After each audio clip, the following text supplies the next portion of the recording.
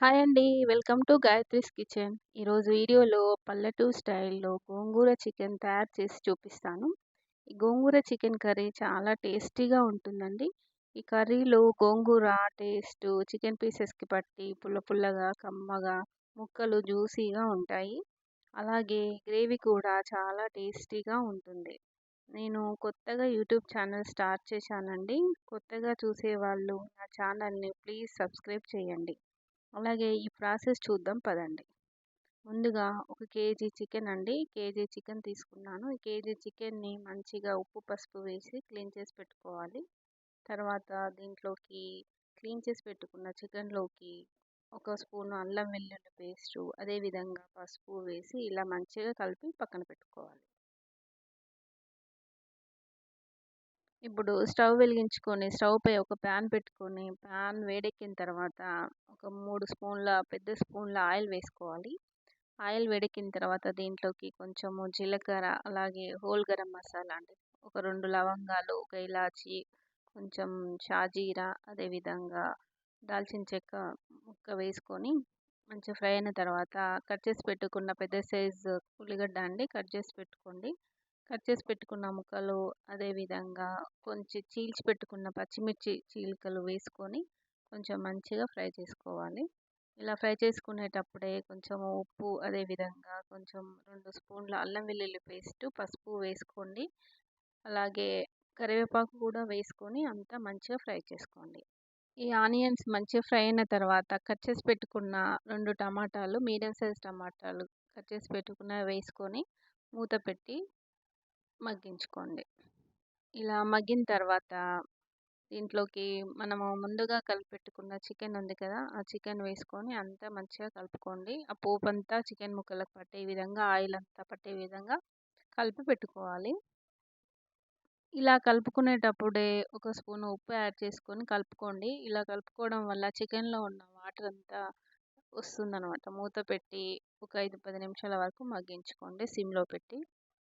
ఇప్పుడు ఈలోగా మనము స్టవ్ పై ఇంకో ప్యాన్ పెట్టుకొని, ప్యాన్ వేడెక్కాక ఒక స్పూన్ ఆయిల్ వేసుకోండి. ఆయిల్ వేడెక్కిన తర్వాత కొంచెం జీలకర్ర, అలాగే క్లీన్ చేసి పెట్టుకున్న గోంగూర అండి. ఎర్ర గోంగూర తీసుకోవాలి. పుల్లగా ఉంటుంది కదా! టేస్ట్ బావుంటుంది. ఈ గోంగూర అయితే చాలా పుల్లగా ఉందండి. అందుకే నేను ఈ క్వాంటిటీ తీసుకున్నాను.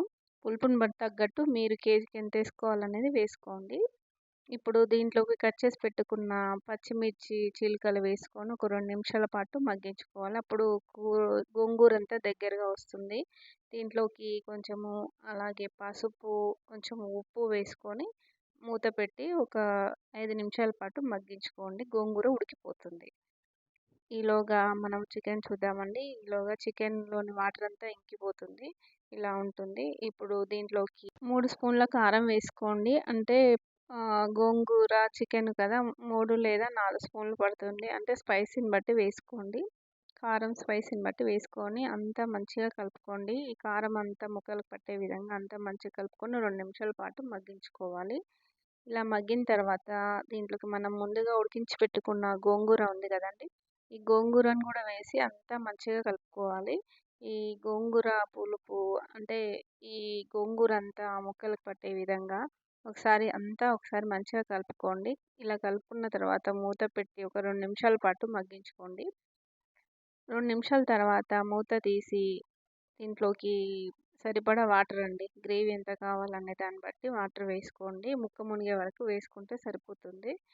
వాటర్ వేసుకున్న తర్వాత కర్రీని అంతా మంచిగా ఒకసారి కలుపుకోవాలండి. కలుపుకొని దీంట్లోకి ఒక హాఫ్ స్పూన్ గరం మసాలా వేసుకోండి.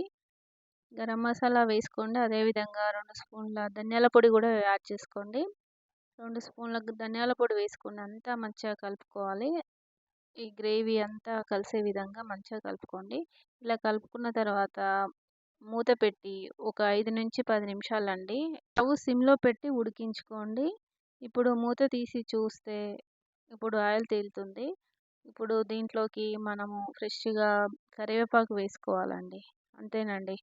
ఎంతో టేస్టీ అయిన, రుచికరమైన పల్లెటూరి స్టైల్ గోంగూర చికెను రెడీగా ఉందండి.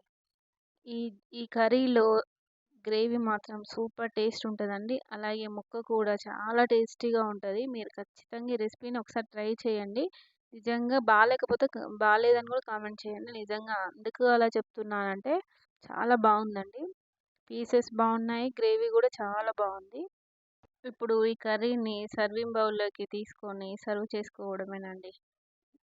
ఈ కర్రీ వేడి వేడి అన్నంలోకైతే చాలా సూపర్ టేస్టీగా ఉంటుందండి. ఖచ్చితంగా ట్రై చేయండి. కామెంట్ చేయండి. అలాగే కొత్తగా చూస్తున్న వాళ్ళు నా ఛానల్‌ని సబ్స్క్రైబ్ చేసుకోండి. లైక్ చేయండి. అలాగే షేర్ చేయండి. Thank you for watching Gayatri's kitchen.